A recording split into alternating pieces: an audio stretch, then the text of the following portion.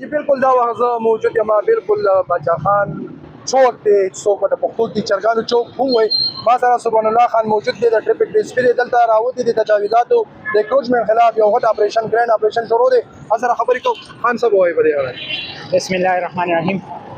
زمونږ باچا خان چوک کې د دې ریړو ډېر برمال دی او د دې د وجې نه ټرافیک متاثره کیږي زمونږ د سی ټي او صاحب او هاي افس کمان سینیر افسرانو د طرفه مونږ ته دا هدایت او حکم جاری شوی دی چې د دې اکروچمنټ متعلق تاسو بھرپور کاروایی وکړئ او دا د سړک نه سایډ ته کې دې کې ګرفتاري او دغه وکړئ چې عوام الناس ته په آمد و رفت کې څه تکلیف نه وي. سر جي کوم موږ ګورو دلته چې څنګه ټریفک اهلکار راغله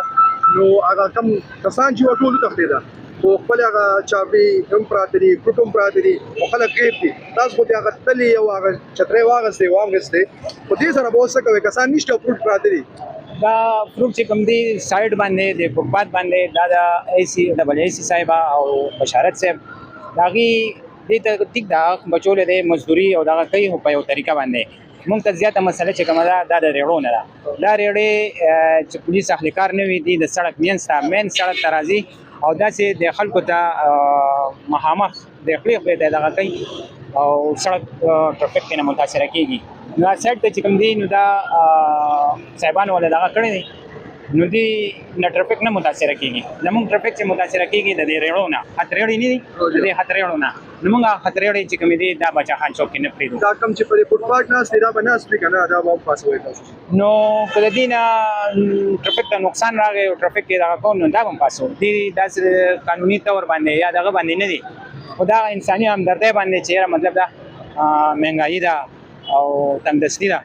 نو دا سایډ ته په طریقه باندې کوم مزدوري کوي نو بل خبره نه ریړو ولې ته به څه پیغام ورکوي عوامو ته څه پیغام ریړو ولې ته دا موږ دا کوو چې یاره ریړې ملګه کوي بیا کوي نو مطلب چې مین روډ نه چرته سایډ ته اخوا برانچ روډونو دغه سایډ ته دي زی اخوا د پریړو باندې مزدوري کوي باچا خان چوک کې د سیبانو د طرفه سخت انسټرکشنز دي چې یاره باچا خان چوک کې به ریړه څوک نه یوز کوي دې کې چې کوم گرفتاری وشي چې هغه جرمانه څومره ده ورځي سورځي جیل له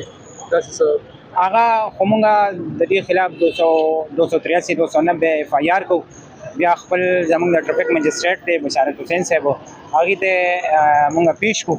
او بیا عدالت مجاز دي چې هغه ته څومره جرمانه ورکړي یا جیل ته دیږي په اوریدو کې راځي چې یاره چې حکومت لګیا دی او یو ماډل بازار جوړولو کوشش کوي د خاص لیډي ول لپاره هغه مخکې مخکې شوی دی کله شوی کله پلان نه لري جوړ نو هغه هلا پروسس کې دی چې کله افسران هغه کې ځای ورته مستس کی مقرر کې دا کې بیا به دار یو ولا که خیر مونږ هغه ته منتقل کو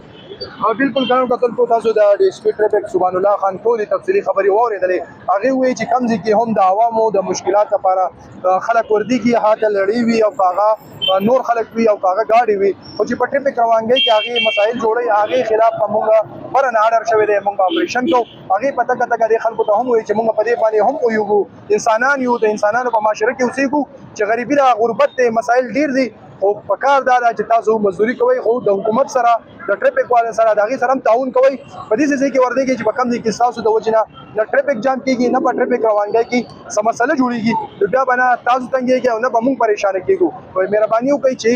ټریفک روانګي برقرار وساتئ